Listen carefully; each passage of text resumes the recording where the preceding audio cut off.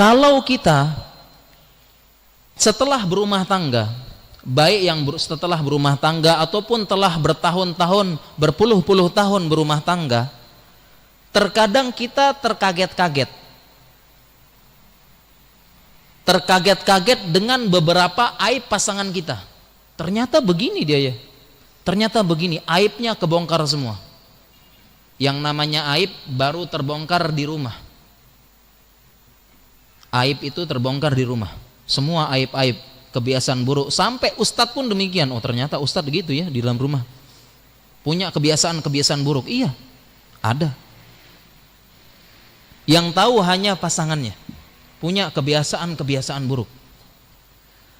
Perhatikan benar-benar, tatkala kita terkaget-kaget, pasangan kita, istri kita, suami kita terkaget-kaget, ya Allah ternyata aibnya begini, aibnya begini, ternyata begini dia. Di depan orang sepertinya dihormati, kalau aib ini diketahui oleh orang lain habis nih. Terkadang kita terkaget-kaget, ternyata aibnya begini. Perhatikan bagus-bagus.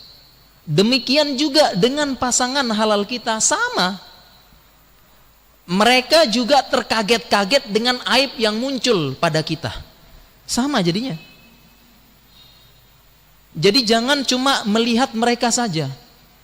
Yang membuat cinta tersebut, sayang tersebut menjadi tergerus, menjadi luntur, menjadi mulai hilang. Cinta mulai redup kembali, sayang sudah mulai remang-remang. Yang membuat karena memang setelah menikah aib tersebut muncul semuanya, aib-aib muncul, terbongkar.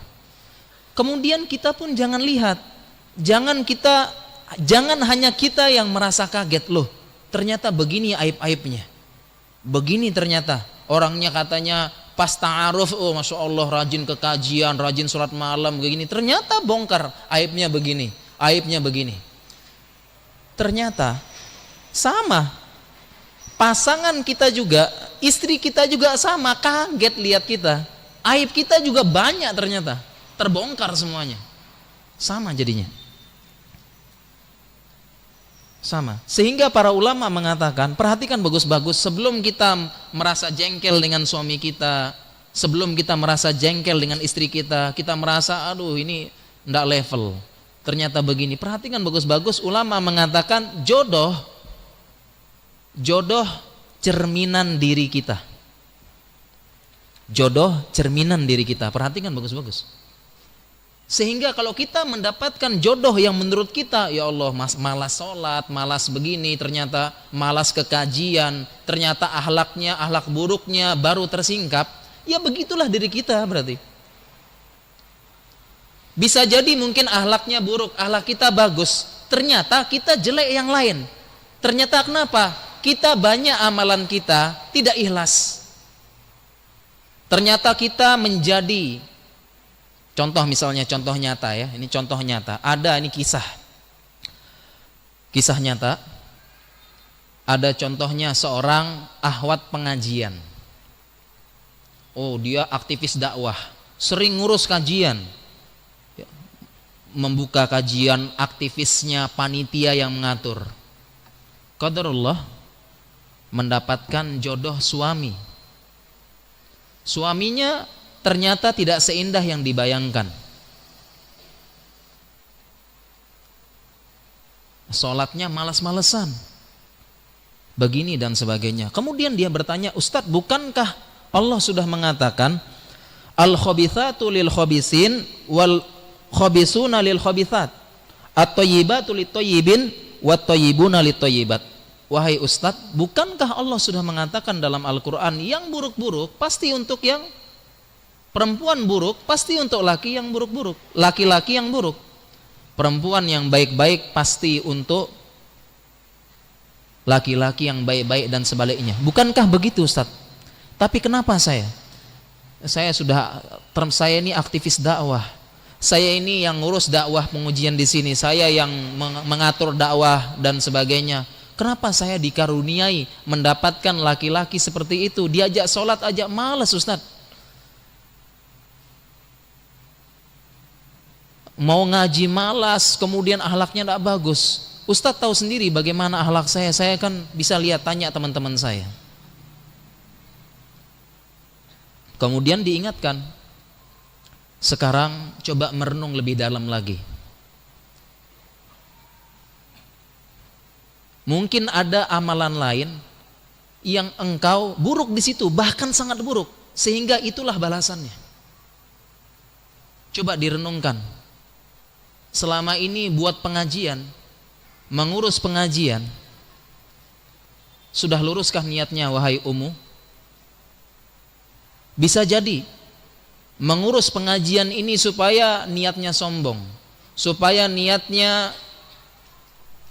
diakui sebagai aktivis dakwah, supaya niatnya eksis dalam dunia perdakwahan, supaya niatnya merasa punya jasa dalam dakwah. Kalau bukan saya, Masjid Asra ini tidak jalan. Kalau bukan saya, itu umat komplek tidak ada yang dapat hidayah. Jangan-jangan itu mencoba diintrospeksi. Atau mungkin ada amalan-amalan lain yang itu sangat parah. Amalan tersebut benar-benar hampir setara dengan kesyirikan, sehingga inilah balasannya. Coba diperhatikan.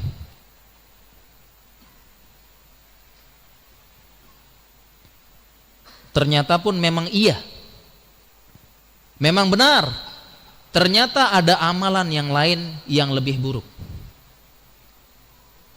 Dan itu amalan hati, dan sekarang ditegur langsung oleh Allah, alhamdulillah. Daripada tidak ditegur, kemudian amalan tersebut, amalan buruk tersebut dibawa mati.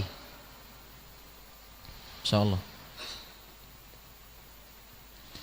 Jadi perhatikan Bapak Ibu sekalian, ini nasihat bagi saya pribadi dan para jamaah serta kaum muslimin sekalian. Perhatikan, jodoh itu cerminan diri kita. Cerminan diri kita, jodoh cerminan diri kita. Ketika kita kaget, ketika kita banyak mengeluhkan pasangan kita, ternyata tidak seindah yang dibayangkan, tidak seindah ketika ta'aruf. Ternyata dia bukan pangeran berjenggot tipis yang bisa menjemput dengan kuda putih bersayap. Tidak seindah yang dibayangkan. Ternyata demikianlah diri kita. Perhatikan benar-benar, benar-benar diperhatikan. Sekali lagi, jodoh adalah cerminan diri kita.